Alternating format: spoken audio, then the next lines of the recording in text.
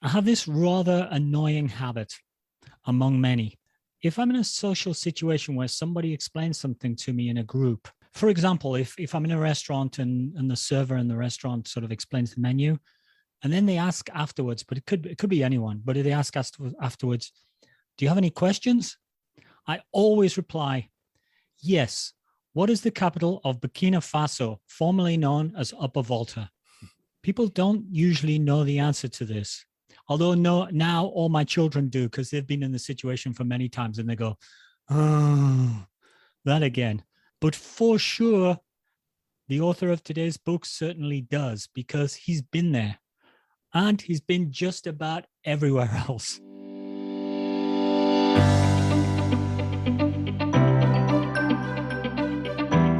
So hi and welcome to the Running Book Reviews podcast, where we review running books to help you decide if you'd like to read the book for yourself.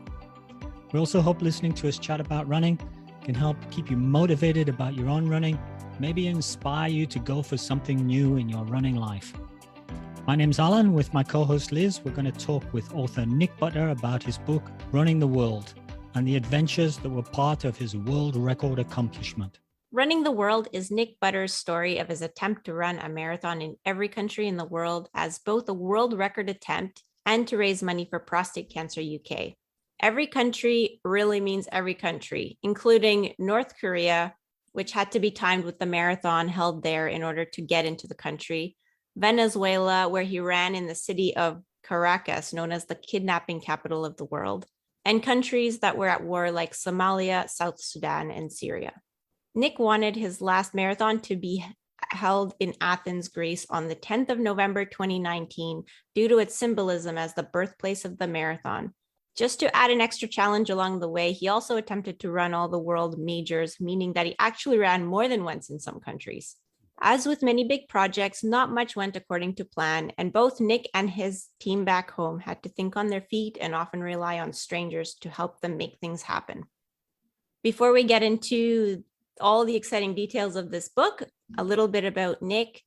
Nick Butler is a British endurance athlete, adventurer, speaker, and author. He held a more traditional corporate job in the past, but left it all behind to pursue his passions.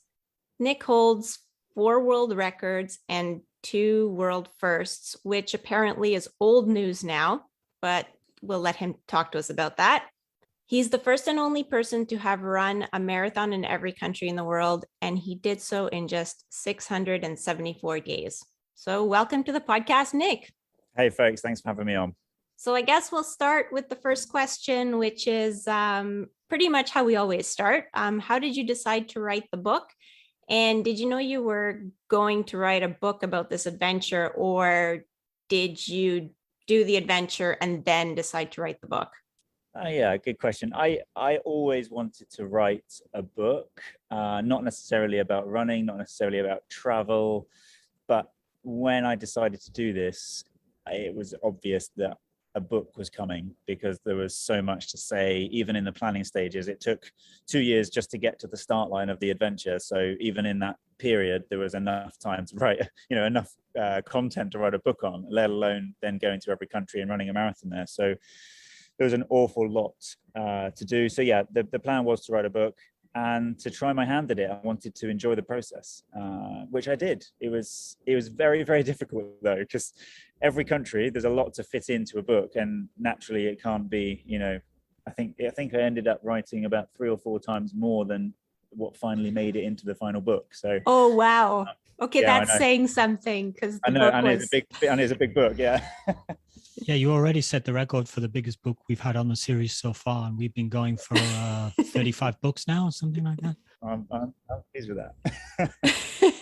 That could be another world record, maybe. I think so. Yeah, longest first book.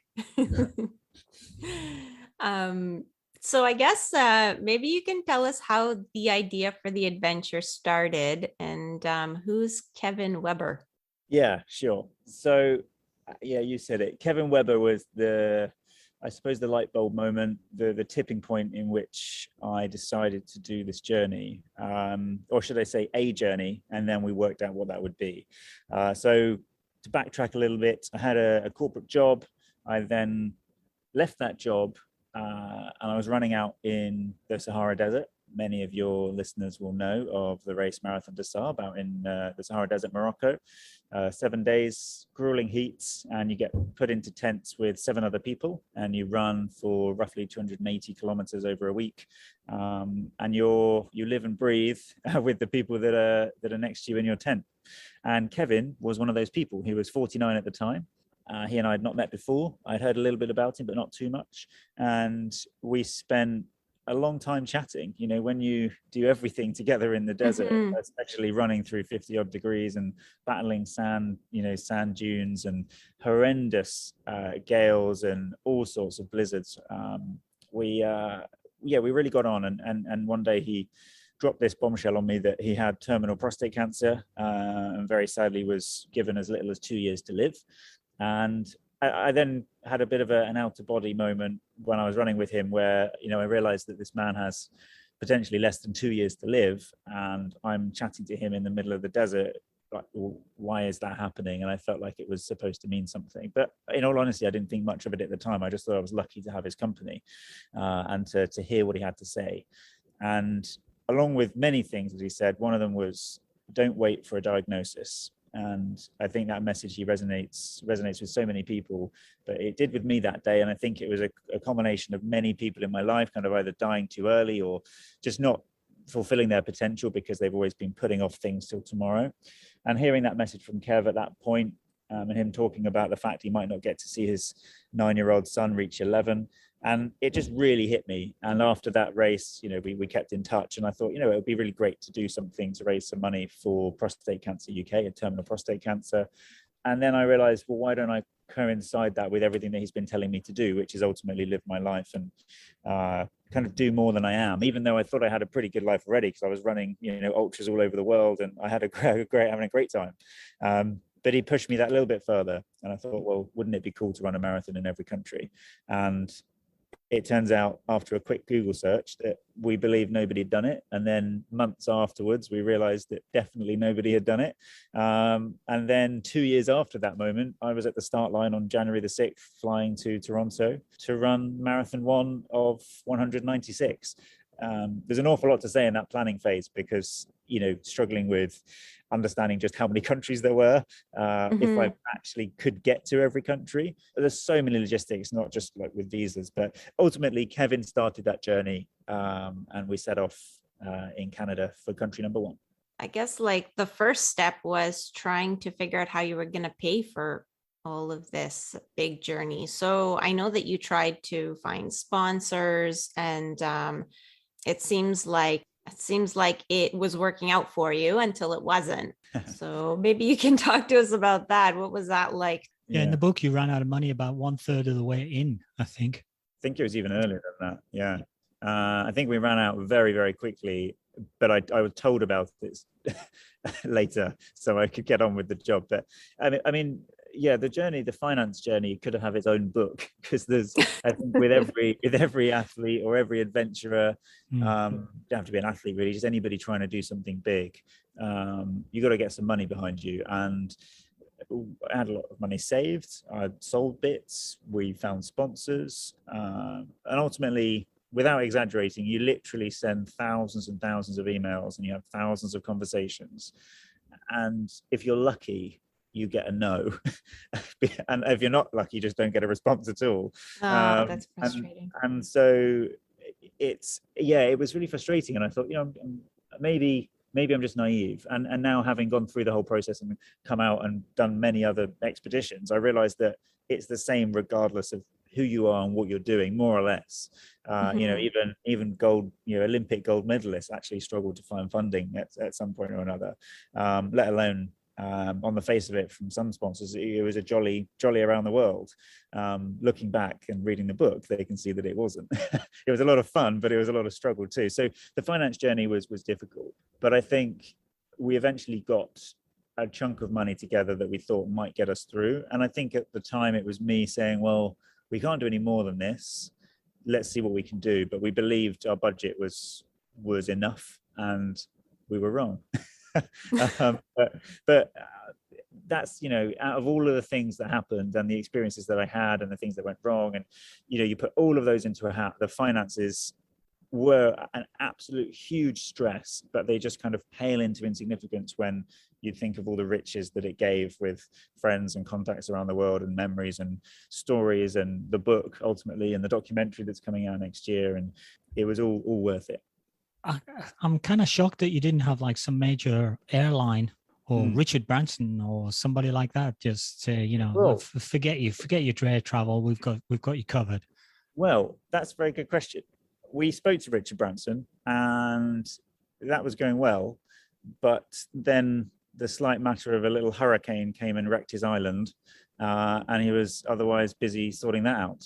He was actually spoke to his son, Sam, and I spoke to him. We were going well. And then Necker Island was destroyed and other things were going wrong in the economy.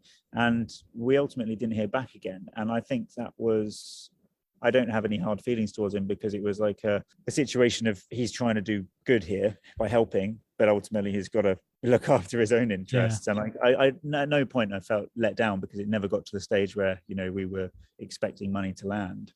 But that said, an airline, even if we could pick any airline in the world, it still wouldn't have helped, believe it or not, because in order to get to every country, you need to have a concoction of airlines. Yes. And one airline would simply not have cut it. Even if we had Virgin Atlantic or any airline in the world, they would have covered probably 4 or 5% of where we needed to go because of tiny prop planes from islands, or there was just so many logistical reasons why it wasn't going to help. And so I believe, just like you did, that was the first on my list. Come on, let's get an airline on board. And then after going around in circles, it was, okay, maybe let's just ditch that plan and find some money elsewhere. But yeah, I was shocked that we didn't get one big backer. We had a number of semi-large backers, but nothing in the realm of being able to make it stress-free, put it that way. Talking about airlines, before we go off airlines, I think it's worth mentioning, because I saw in the back of your book that the flights were all 100% carbon offset.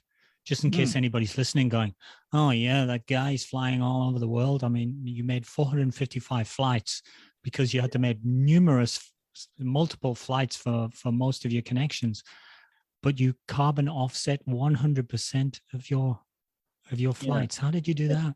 Yeah, so very fortunately, I can't remember how the original contact chain began, but we got in touch with a company called Natural Capital Partners, who do offsetting all over the world. Huge company, do things for, Coca-Cola, Facebook, you name it.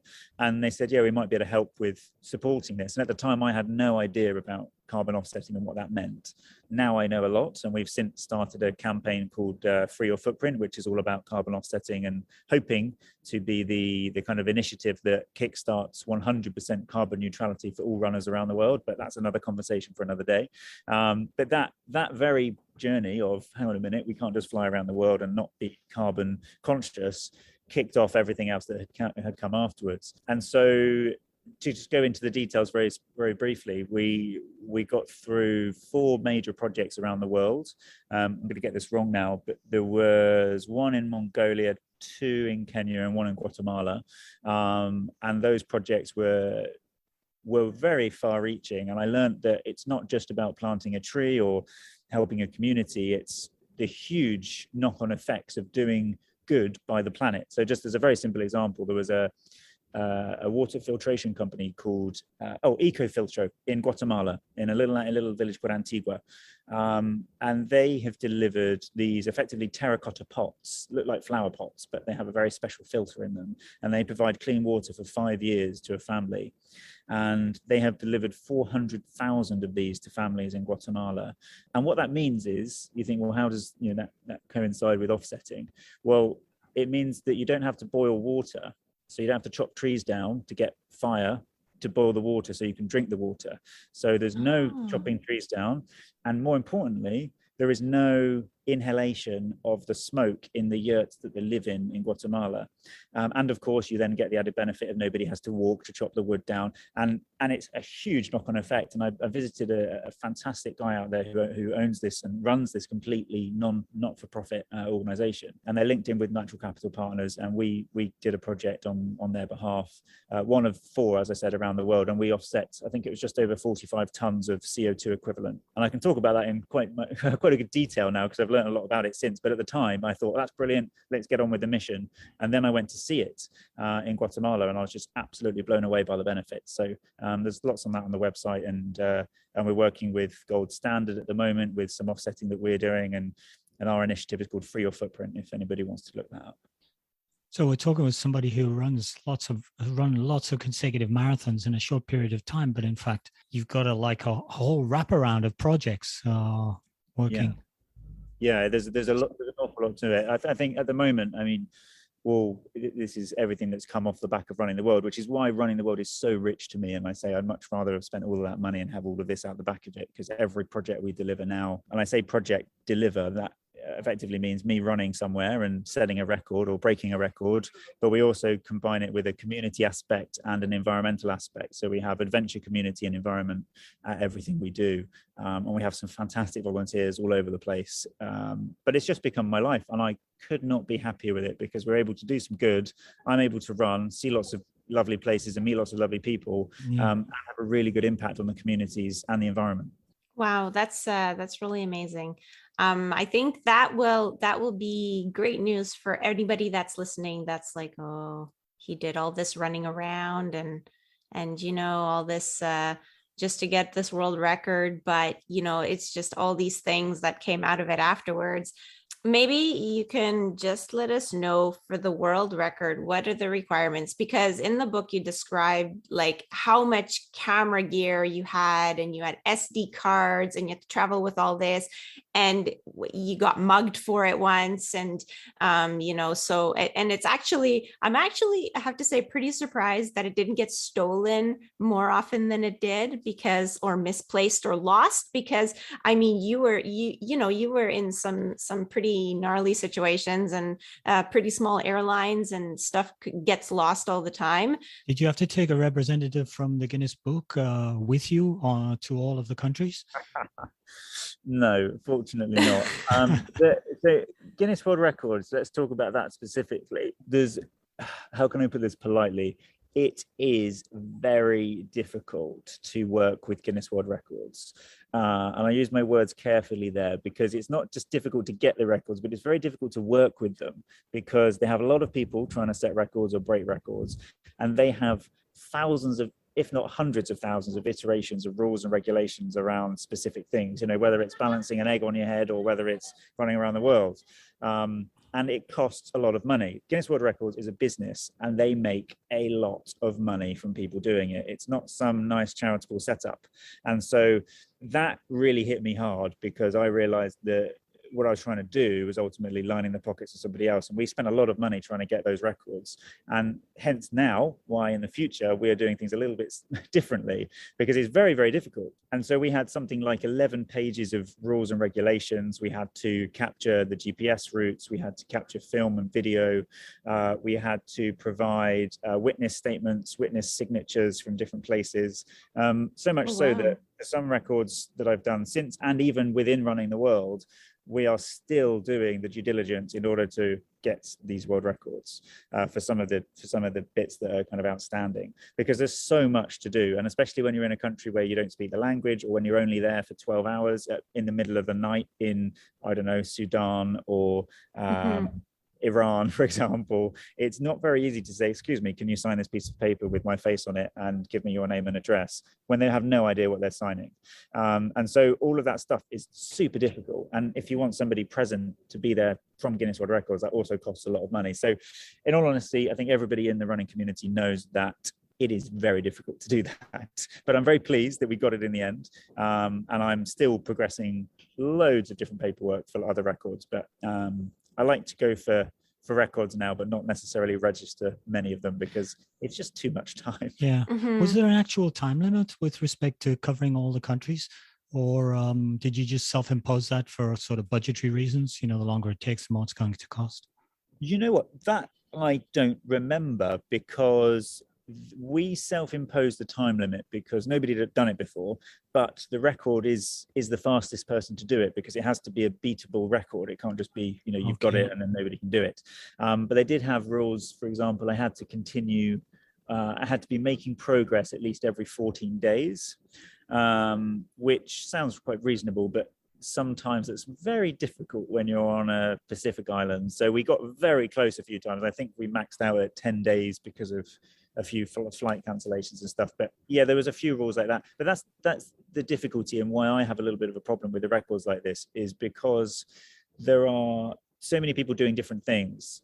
And a lot of the time it's people putting together a list of rules where they don't fully understand what's about to be done. And if they did, I think the rules would be very different. Well, of course, they don't fully understand it. No. I don't think you fully understood No, it I when you didn't. started. It's Exactly. totally mental. It's crazy, the thing that you did. Very good point. I was reading the book thinking, well, I know what this is about. I've traveled a bit. And as I read the book, I just gradually went, no. I think I would have gone home after about 7 or 8 countries. I've gone home. I said, I'm never getting on a plane ever again. Yeah, it's weird actually, that whole plane concept. I think it covers it in the book, is that planes and airports started to become a bit of a safe haven for me, like a home base, because they were safe. They've had food sometimes, and maybe a seat, and maybe they had air conditioning, or maybe they were away from stray dogs or any violence. And so airports I hated in the beginning because I was doing so many, and they were a cause of my stress and hassle. And then I started to love them, and I still do love them. Well, that's good. At least you survived that aspect of the ordeal.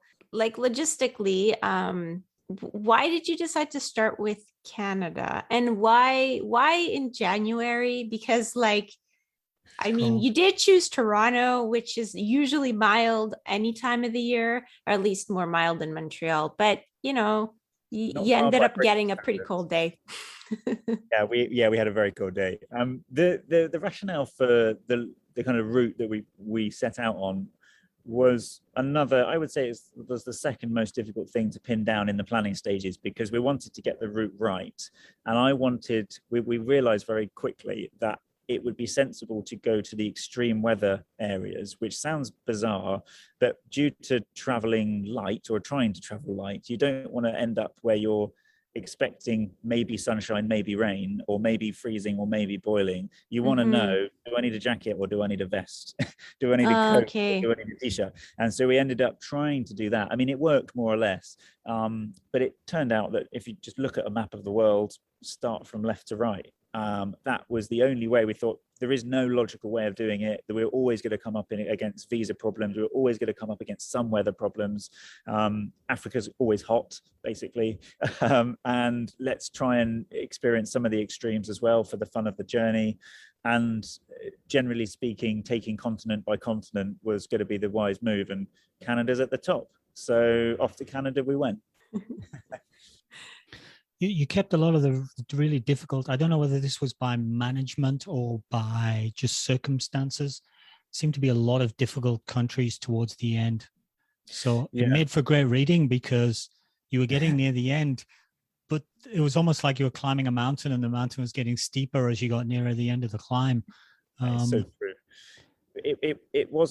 It wasn't for a dramatic effect, I can assure you of that. It was to try and avoid the problems with delayed flights, because we booked more or less the first 10 months of flights, and so we had to keep on track.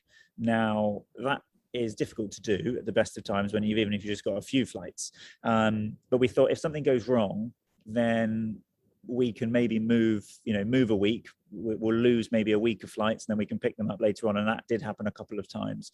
But with the dangerous countries or the war zones, we wanted to be able to have enough wriggle room there to be in country and get the marathons done without having the logistical problem of having to re-enter the country with another visa.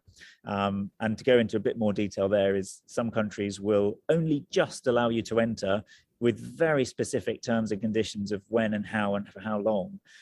And the last thing you want to do is get there, meet their conditions, and then not be able to run because you have to leave to get another flight.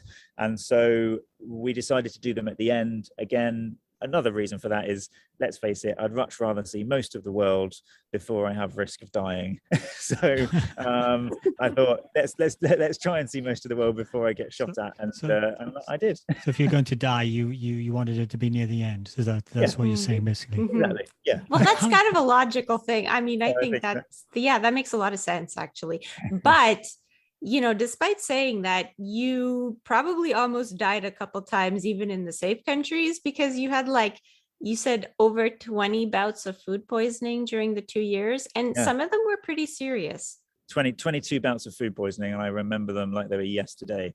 I think when you're ill, whether you have the flu or whether you have some form of just stomach bug generally, you just don't want to get out of bed. People call in sick, you just kind of feel very sorry for yourself, and then a day or two later it goes away. But if it's that kind of peak illness and you have to get out of bed and run a marathon, that is really not very fun. And I had a few of those that maybe I'd say half of those food poisoning bouts I kind of got away with because I was either on a plane or I was in a hotel for a day where I could just go to the toilet a lot. But some of the times I was literally, ping balling from one bathroom to the other in a country where I didn't speak the language. I didn't even know whether it was acceptable to go and use the bathroom in a restaurant or in a, bearing in mind it's not the Western world, and not the rest of the world is not the Western world that we know.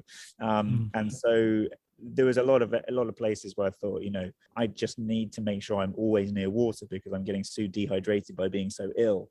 Bangladesh was a very, very difficult time for me. I was being sick literally every mile. I had horrendous food poisoning mixed with obviously dehydration, and so apologies if anybody's eating while they're listening to this. So I was not in a good way. Also, you ended up being so dehydrated that you had blood in your urine, and your kidneys were actually hurting. Like you mentioned at one point during a run, like that you had kidney pain. My first question was, do you have any lasting damage from that, or did you recover from that? Because that sounded pretty serious, and that was probably the worst time that you described in the book, but it wasn't like the first time that you had blood in your urine and that kind of thing. So I think a lot of the blood in my urine stories and the going to the toilet stories got cut out because there's so many of them. But I don't know if there's any lasting damage. I don't drink, so my kidneys are maybe better than usual than other people, but there's only so much they can take, just the lack of fluids and lack of all of your electrolytes and stuff. And they were physically hurting. It felt like somebody, and people literally were in some countries, patting me on the back saying, "Oh, hey, nice to meet you." And it felt like I was being stabbed in the back. And, it's not the end of the world. I'm not in a war zone. I'm not, but after 400 days or whatever on the road, you just want to stop for a minute and just sit down and go, you know what, I'm ill for today. I can't do it. But the problem with that, like I said earlier, is you then have to come back to the country, and that means more expense, more delays, more onward issues. And so it's easier just to get through the pain and run a very horrible, very painful marathon with those pains and food poisoning. But blood in my urine was happened many times actually, and I was speaking to the doctor quite often, just making sure it wasn't anything worse. But fortunately, I'm okay, I think. Okay, that's good. Yeah. With respect to scary countries that we were talking about earlier, some of your border crossings were interesting. I was painting the whole thing as some sort of terrible medical dilemma and logistical nightmare. I hope we'll get onto some good chat first later, but let's get the exciting stuff out of the way. What were your scariest border crossings? It seemed to me that when you didn't get a plane and you had to get into a car and go somewhere, that was like true. Doubling down on going to have a problem. And a few times you didn't speak the language, and the person that picked you up and he was driving you somewhere didn't speak English, so that must have been kind of scary. Yes, and I think you take for granted when you're British that most people will speak some English, some, even if it's just a word. But running the world certainly taught me that even if you know a bit of French and a bit of English, there's still a lot of the world out there that nobody knows any of those words in either of those languages.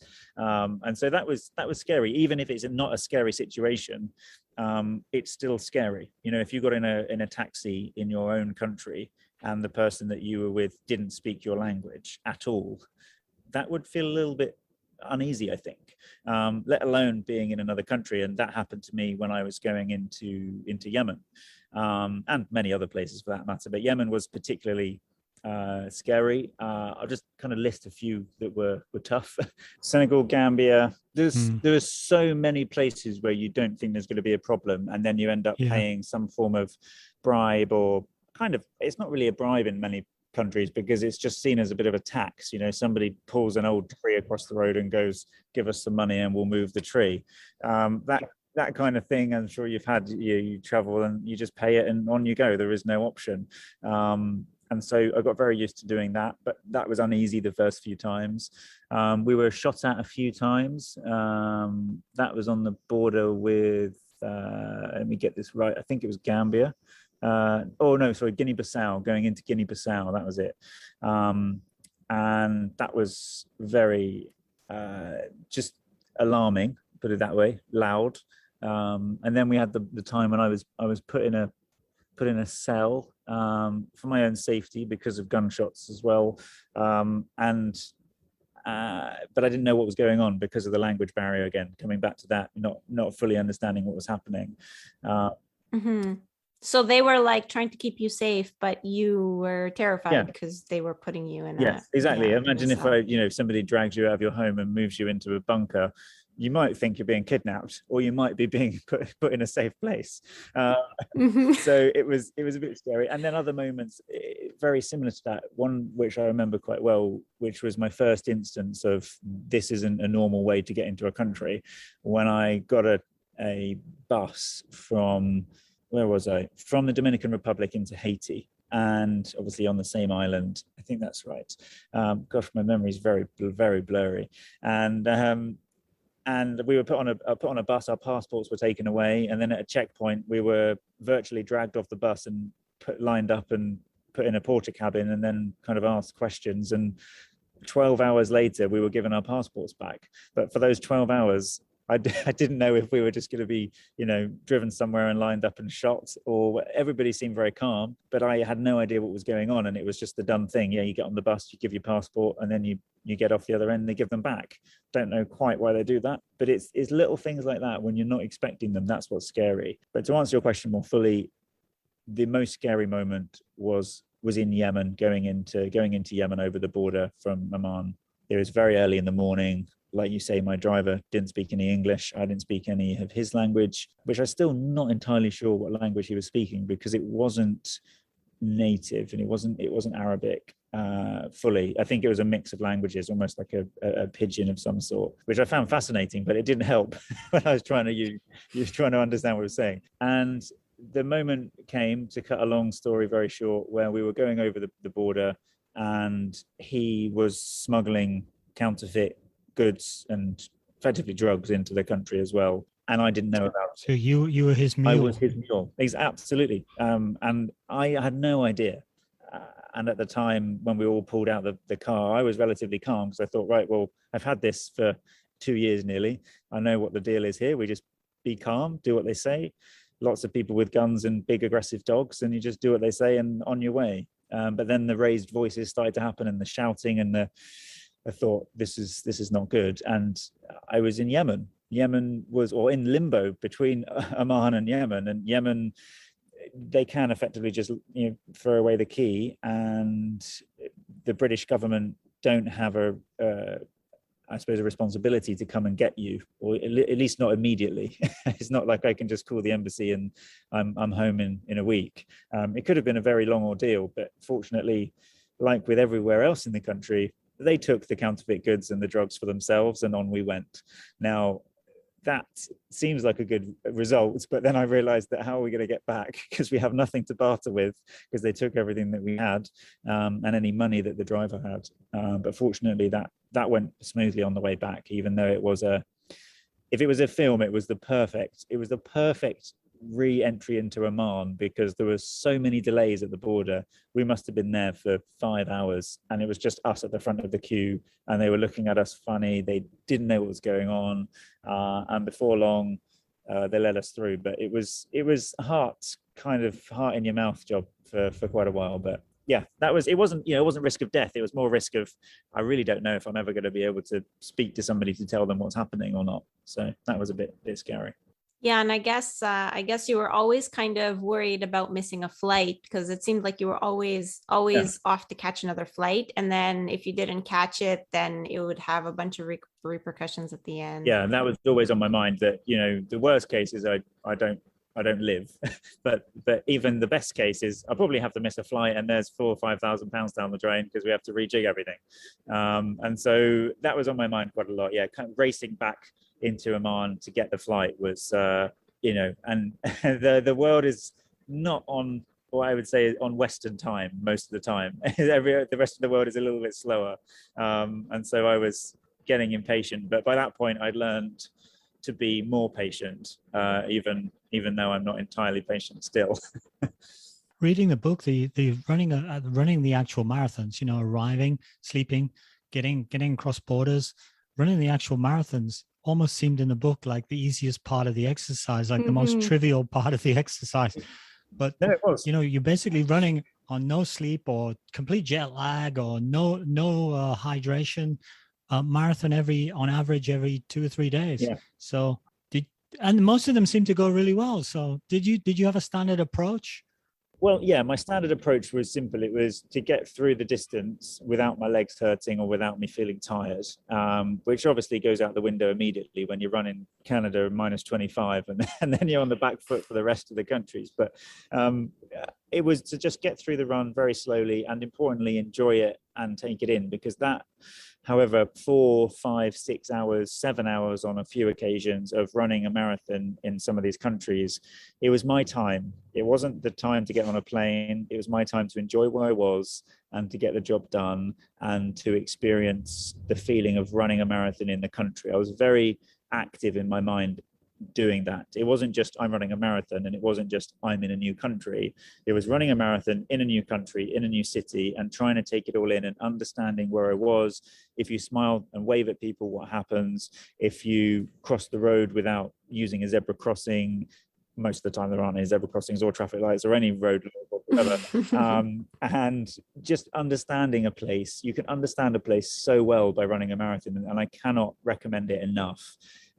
So many people go on holiday for weeks on end in a place, and they'll sit on a sunbed or they'll whatever it may be, but actually on foot for 26 miles experiencing that country, you just see so much more. And I out of my entire life, it was such a privilege to do that, but food poisoning, injuries, heat, cold, all sorts of bits and pieces get in the way of that enjoyment. And so most of the time there are peaks and troughs to those days. But I have fond memories of the actual running, definitely. Seemed to be a huge how to explain it, a huge kind of differential between some marathons and other marathons, where you had the British Embassy waiting for you to arrive with a Rolls Royce and a luxury hotel almost. Yeah, well, yeah, more than and dozens of people to run with and organized media to talk to, and then others where you were sort of had nothing.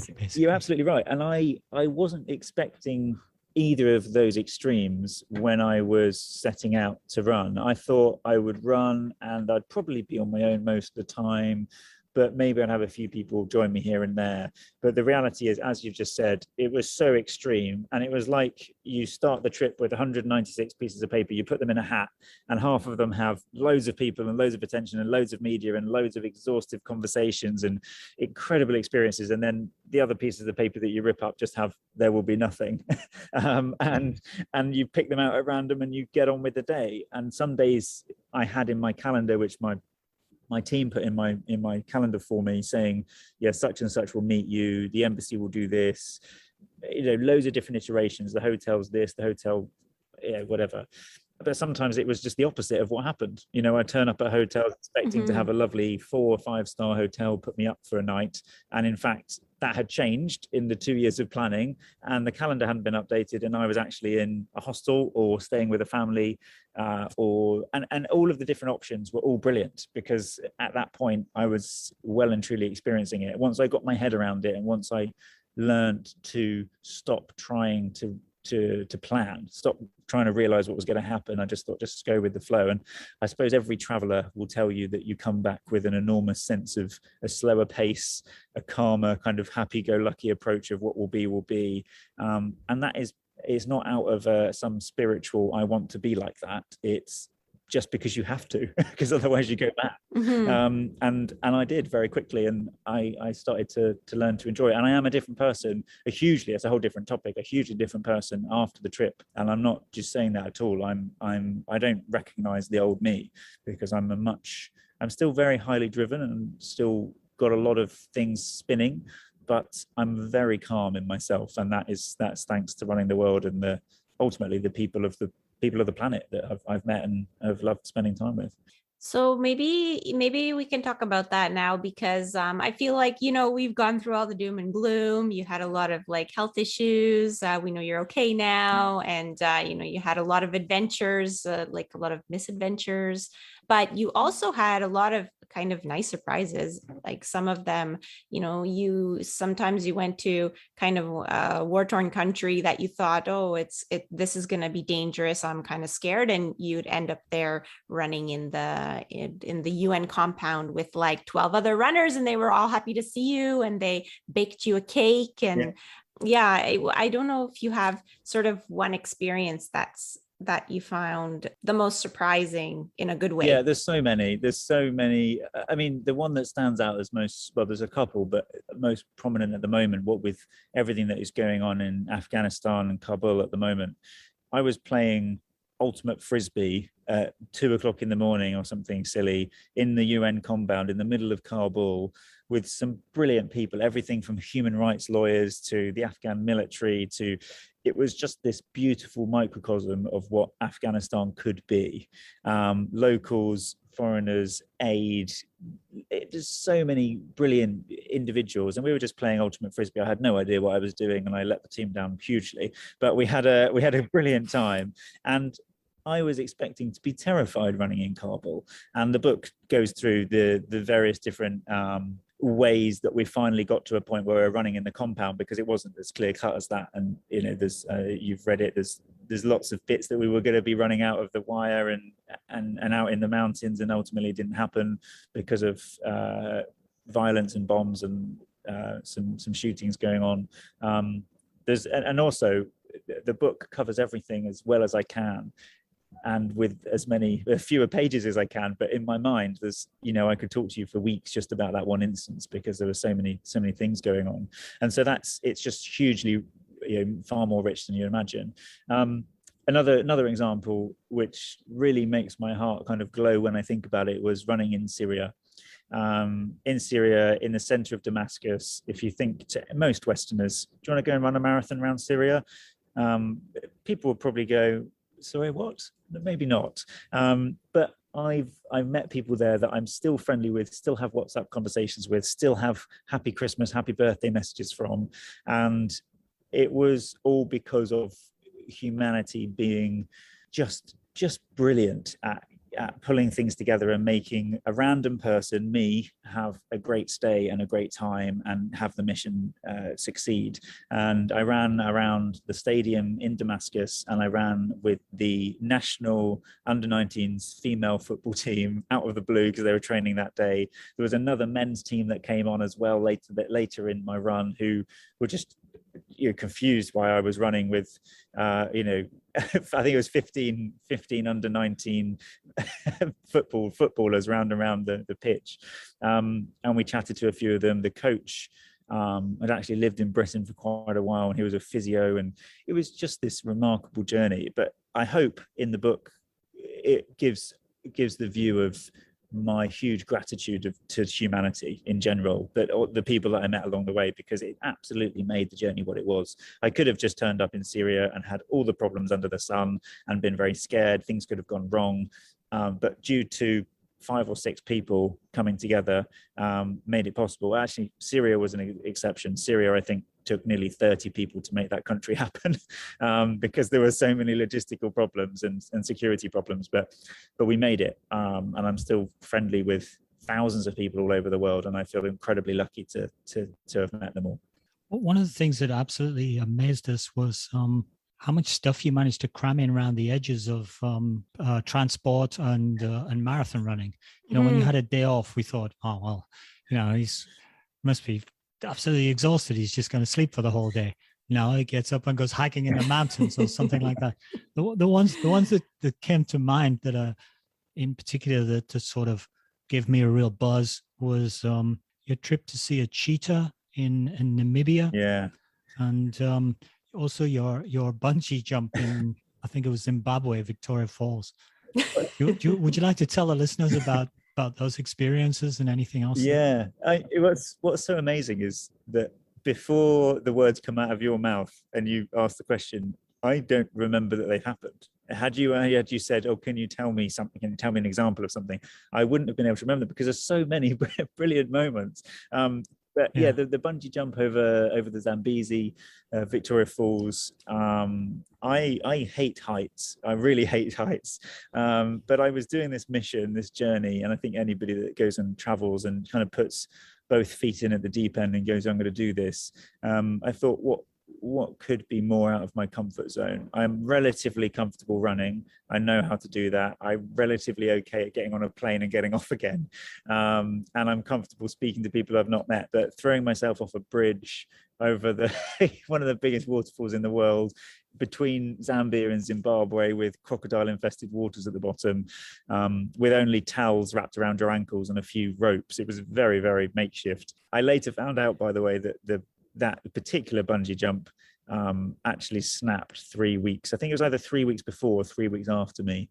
And the person lived, believe it or not. They plopped into the water, the crocs didn't get them, wow. and they were okay.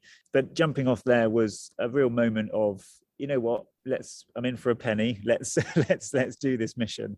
And I love that. But you talk about cramming stuff in, and that's exactly what I did. I didn't want to return thinking, and I think everybody knows that it's the things that you don't do that you regret.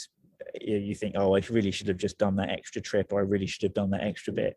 And seeing that cheetah that day in Namibia was exactly that moment. It was I tried very hard to find a guide who would take me, and I detail it more in detail in the book, but ultimately I found a guide who appeared to be slightly dodgy. He was a lovely chap, but I don't think he really knew what we were doing. And he took me in a Jeep, and he had a gun slung over his shoulder, and he said, right, well, let's go look for cheetahs. And he remarked about a snake. He said, oh, just watch out for snakes.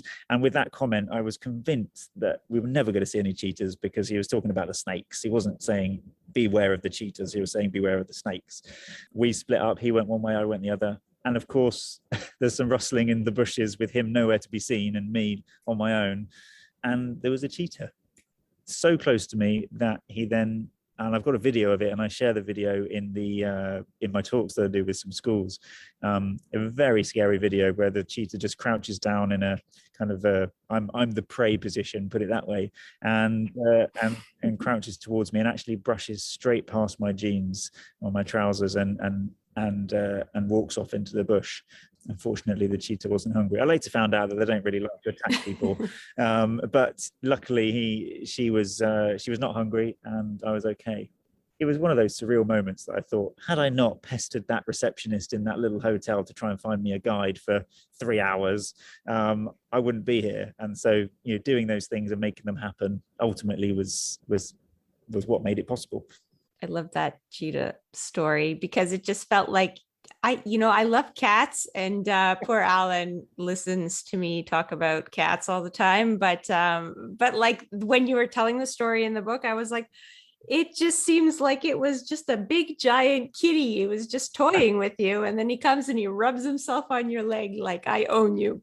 It was something like that. I was so scared in the moment that I was almost not scared. I think it's the same as the bungee jump incident of, all right, well, this is either going to be my death, which is why I've got my phone out. So I thought, if this is going to happen, then I want to capture it. So if I'm torn into pieces, but I was actually impressed that you got a video of that. I stood for a very long time not moving before thinking, well, if I'm going to move, then at least film it. So I did.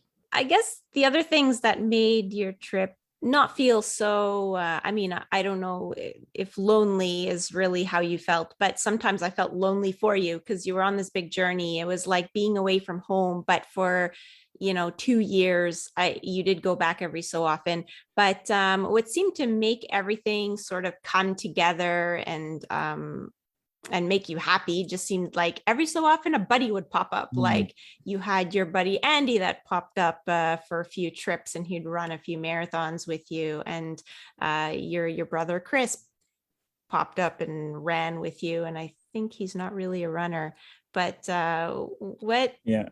what value did that have in the overall trip? I'm not going to let the listeners believe that Chris ran with me. He was there present, but he didn't run, and he has not run, and I doubt he ever will run with me. He seemed to be sitting drinking beer when you arrived back from your That's run. it. Yeah, that's exactly him. No, he's I think he's got into running a little bit since, but no, so I wouldn't say, I think there was probably, how can I be as accurate as I can? There was probably 24 hours in the 2 years that I was actually lonely in total. I think it was more isolating. I was very conscious sometimes. Actually, I was probably more aware of this in the Pacific Islands. I was basically just, some of these islands, some of these countries are just big sandbanks in the middle of the ocean, and you get plonked there on a tiny little plane, and you really feel like you're a million miles away from anywhere.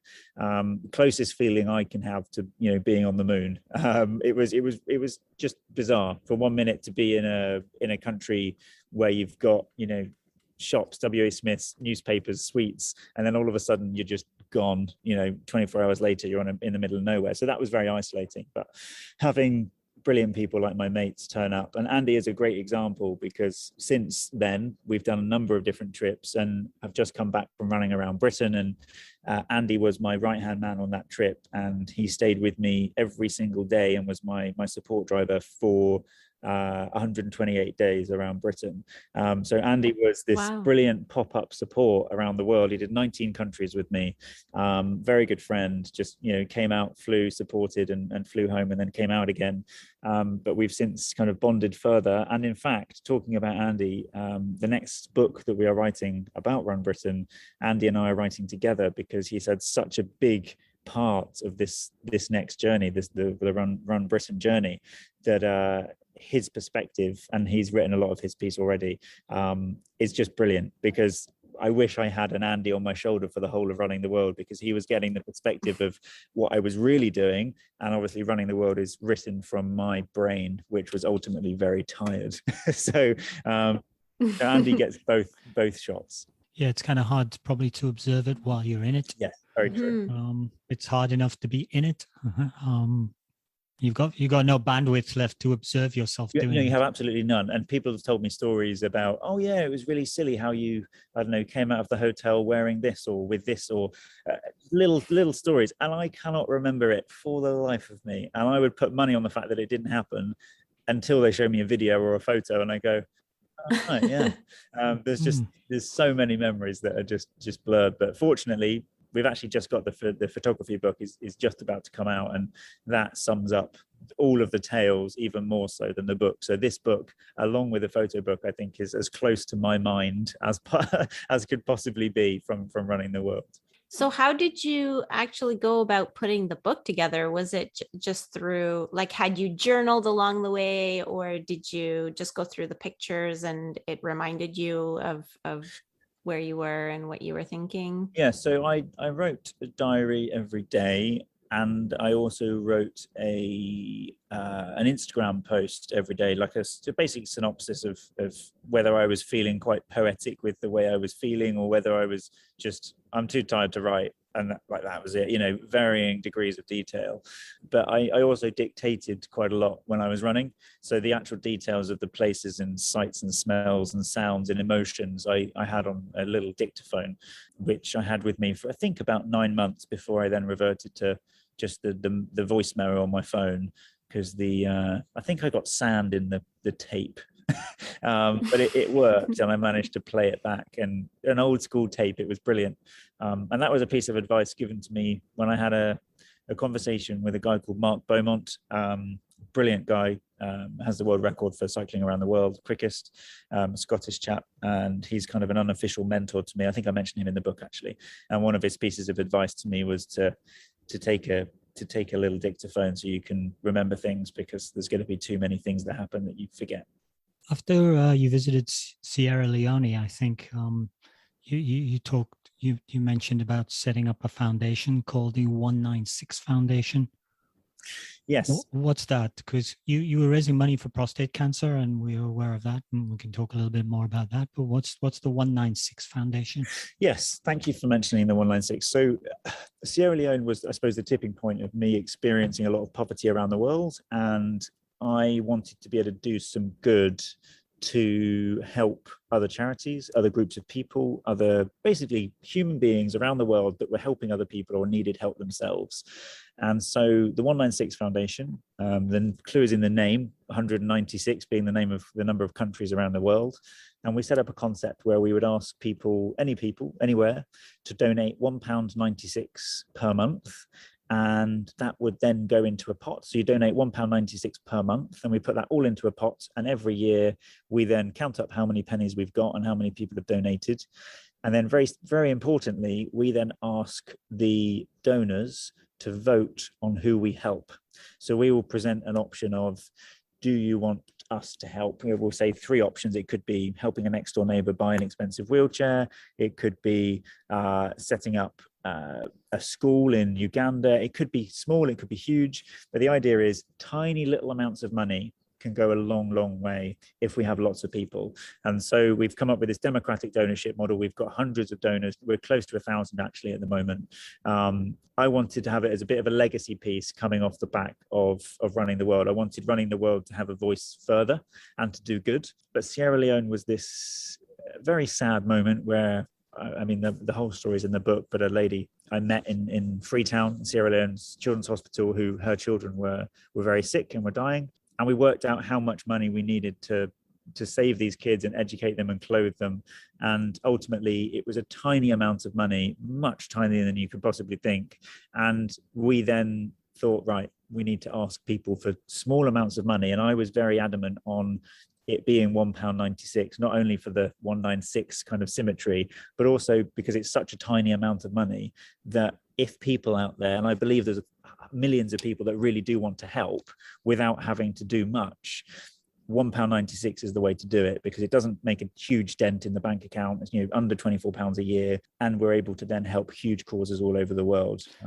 Yeah. So that's still going on, and how do we get in on that? Yes, thank you. So yeah, it's still going on. It's a huge passion of mine, and it will be what I raise funds for forever now, because we're doing so many good projects, and they also encompass a lot of environmental aspects as well, which I'm pleased with. So in order to get on that, it's the196foundation.com. and just sign up online, and it's very simple to go through, and you can see who's involved with it. We've got some brilliant, it's all non-profit, nobody gets paid, it's all every penny goes to helping the good causes, and we ultimately ask for the donors to vote every April, so you can sign up and get your donations in now.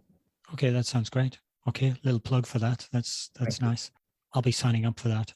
Thank you. You can quote me on that. That's very kind of you. I'm honestly, it gives me goosebumps when I think about it, because it really did start in Sierra Leone. It started all from just me realizing there was so much we can do. And it took me then 2 years of going around in circles, not knowing how to set up a charity in the best way. And then through a guy called Nick, who was also mentioned in the book, a different Nick, who I met in Guatemala. He has another charity, and through our friendship, we ran in multiple places.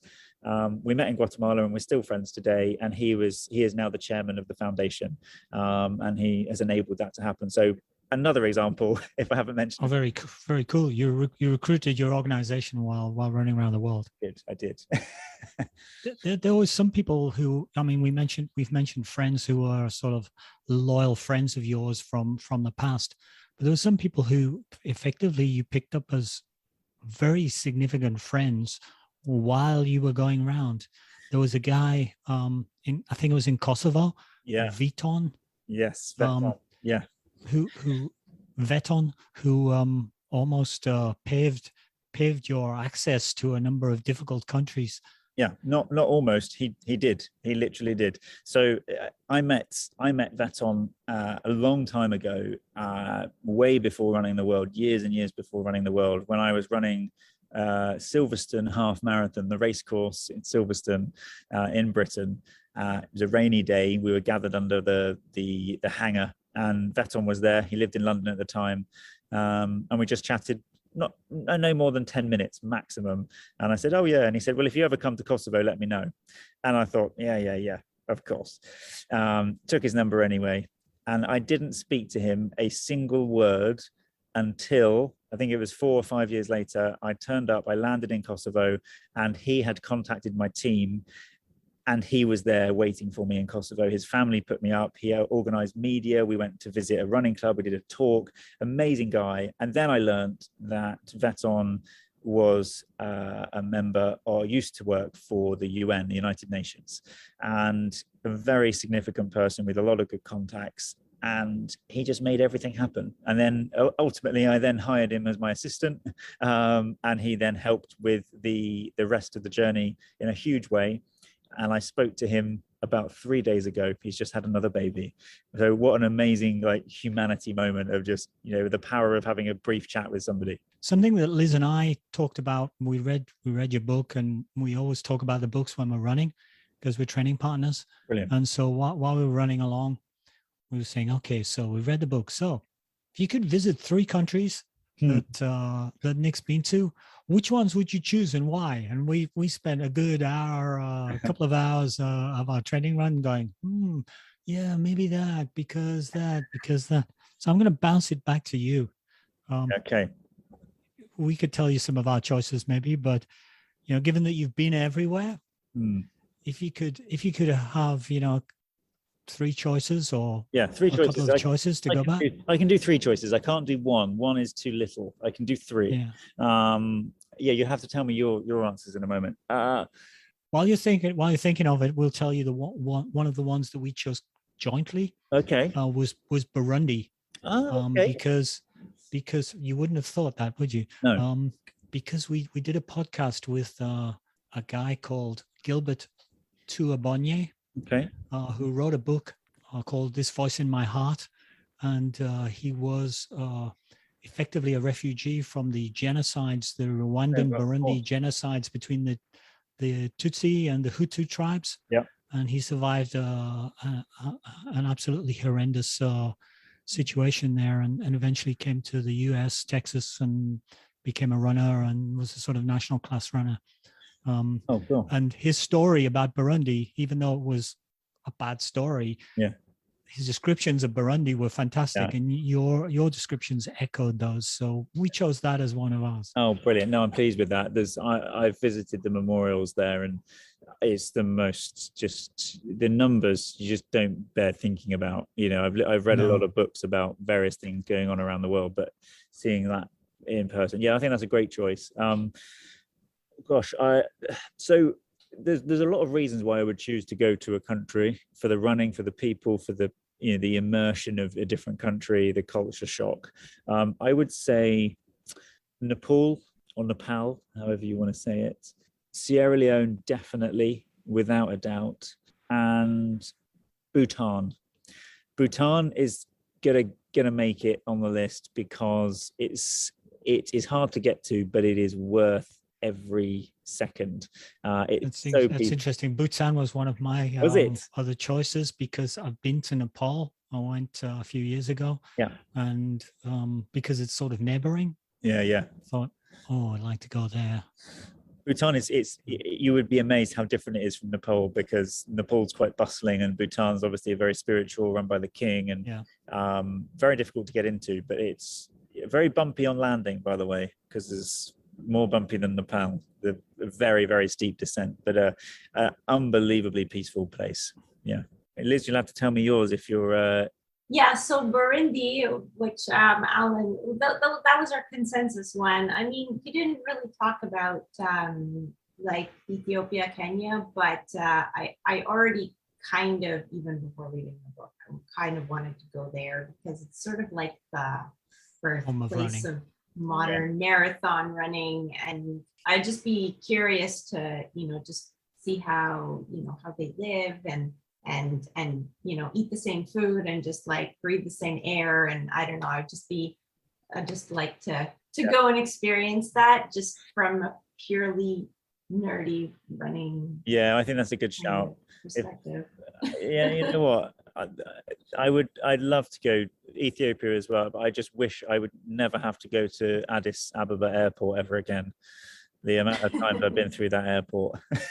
Yeah. No, thank you. I think Kenya, there's a more English speaking. So, I tend to say like, I'd want to go to Kenya because then I could be understood and I will understand what others are trying to say. Because Liz would also go to Australia because she loves the animals there. Well, about Australia, I'm not really sure about That's that. our in joke. All the animals try to kill you in Australia. Yeah. I think the animals in Australia probably are more deadly than most places. Yeah, I'm actually kind of surprised that Alan came out alive after 15 years. Is it 15 years? He lived there for 15 years. Yeah, it's all a rumor put about it by Australians to stop other people going to live there because it's a freaking paradise. It is. Yeah, that's a very good one. Yeah. That's the point. I shouldn't have told you all of my favorite places, then they'd be ruined. Actually, I did miss off a country there, which now I've thought about it. If anybody's after a absolute untouched tropical paradise, Kiribati, spelt Kiribati, in the Pacific Islands, the most stunning place. Simple way of life. People fish, sit in hammocks, fish some more, go to sleep, share their food, go to sleep, do it again. Just unbelievable place. As long as you like fish, because it's going to be on the menu every day. Yes, it is. Yes, it is. Fish is great. The Vatican is a country, according to apparently. According to definitions. The Vatican is not big enough to run a marathon in. How did you do that? Yeah, I think it was off the top of my head, 82 laps. I think of St. Peter's Square. It was slow, but actually quite interesting because we started very early in the morning, and as the day got busier, it was more difficult to run because if you've been there are a very, very, very few spaces to run anywhere in the Vatican, and St. Peter's Square is the only real place you can go as a tourist, and therefore the queues and the people milling around taking photos. But soon enough, people sitting down having their lunch started to realize that there's some strange guy running around in circles, and so we had lots of people coming and running with me, taking selfies and cheering, and we ultimately had the whole Vatican kind of cheering me on. But there was quite a close call there as well. We were told to stop running at one point, but that's another long story of just another conversation of being able to get by and have understand who you're speaking to in order to get the job done. But we finished that one, and that could have been a very bad turning point in the trip of having to not run. But we did it, and actually I really enjoyed that one. That's the one thing. It's pretty amazing, all the situations that you seem to have talked your way out of. And I think like if you went back to the corporate world now with all those skills, I mean, you'd be really valuable. Yeah, no, you could probably fund your next adventure. Yeah, that's very true. No, I think talking myself out of things, I think my parents would say I can do that very well. But no, I ultimately maybe I was always a bit cheeky with that kind of thing. And there's the people that if there's I don't know what the example would be, but let's say there's a toilet and there's a little sign that says cleaning in progress, you can't use the toilet. I'm the person that would say, well, I'm going to use the toilet.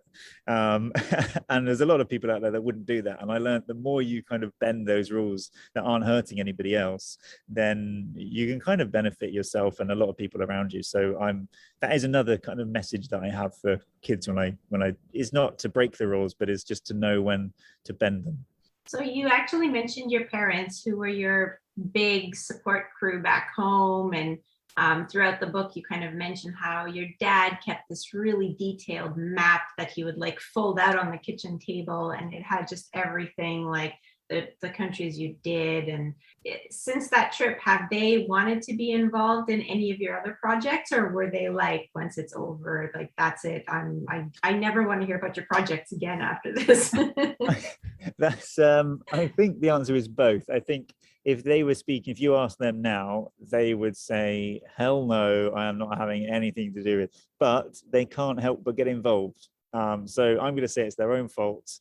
They try and stay away, but they're so supportive. And if I say, oh, let's do something, I'd like to be able to do something else, or, we've done so many other trips, they have always helped, even if it's less active than running the world. They were absolutely crucial to that journey. But I think running the world was a very stressful time for them, and it's something that I maybe didn't document enough, which is another reason why we have Andy talking about the other perspectives in this next book, because there were so many things that weren't in my vision during that trip, and the stress and the trauma of other people that was making this journey happen for me at all hours of the morning was just as much of a journey as it was for me. And I touch on it in the book and we talk about it, but hearing stories weeks and months and years now afterwards, there's endless tales of, oh, remember when we did this in order to make this happen. And I was probably, I don't know, running somewhere or on a plane. So yeah. Yeah. Or you didn't have cell service at that moment. Yeah, well, yeah, that's very true. Plenty of moments like that. As well as the book, you took a lot of film. And there was discussion about, I think you mentioned it earlier in our discussion, about a documentary film. Yeah. Is that still that's coming out on the cards? Yeah, that's coming out next year. I said that last year as well. Okay. So it's made, and it's going to be aired. I don't know how much I can say, but think big streaming channels it will be aired. And we also have confirmation very recently, actually, that it will also be in cinemas, definitely in Europe, hopefully around the world as well. So the way to answer that question is, it is happening. We are incredibly proud of it, and we have some amazing people working on it, Emmy award-winning people. But Brilliant. We are doing this the right way. Even if it takes 5 more years, it is going to be a masterpiece. Not anything to do with my footage, but just to do with the people that are behind the storytelling of what's really happened and the emotions involved. So I'm very much looking forward to it coming out, but I'm learning to be patient with the process of getting a documentary out there.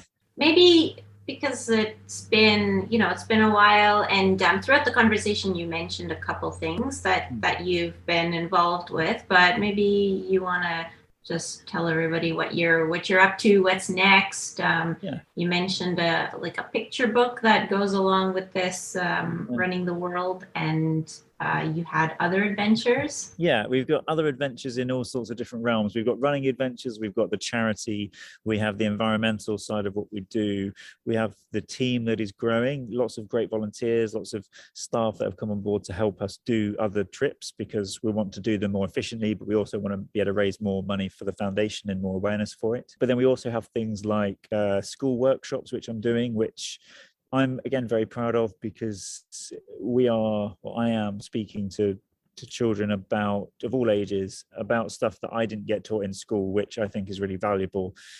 The concepts of race, religion, language, wealth, the world that we don't get taught in school. It's all very well learning Shakespeare, but how about we understand that languages have an effect in this way and that way? And just so there's other bits that I'm really passionate about that running the world has taught me. So we're doing school workshops, which I'm really enjoying, and just about to start another 3-month tour, actually. Also some theatre tours, so we stand up and talk a little bit like we are now, but with a lot of photos and some anecdotes and bits and pieces. In terms of expeditions, I came back from running the world, finished on November the 19th, and since then I moved more or less immediately to live full-time in a converted van, because I wanted to prolong that experience of travel and living slightly alternatively. But as it happens, I am right by the beach. It's very dark, as you can see.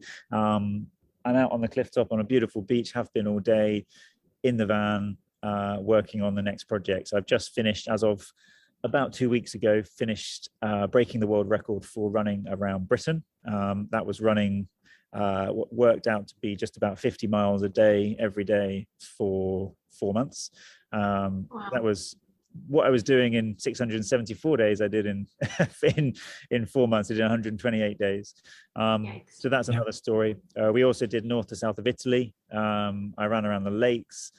We've done a load of different trips, but we have bigger things coming. I can't talk about too much, but just fun adventure, trying to have some good meaning at the heart of it, and trying to have fun, which is ultimately what Kevin's message was years back, when, you know, put yourself first, but make sure you're helping others along the way.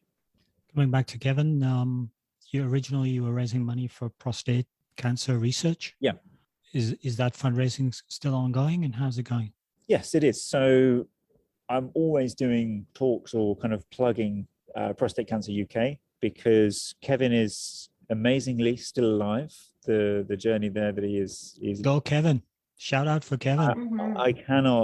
He blows my mind. He's a most amazing man, and his determination of what he's done, especially with he has a book out. He does. He has a book, and he also has an amazing website with all of his journeys on.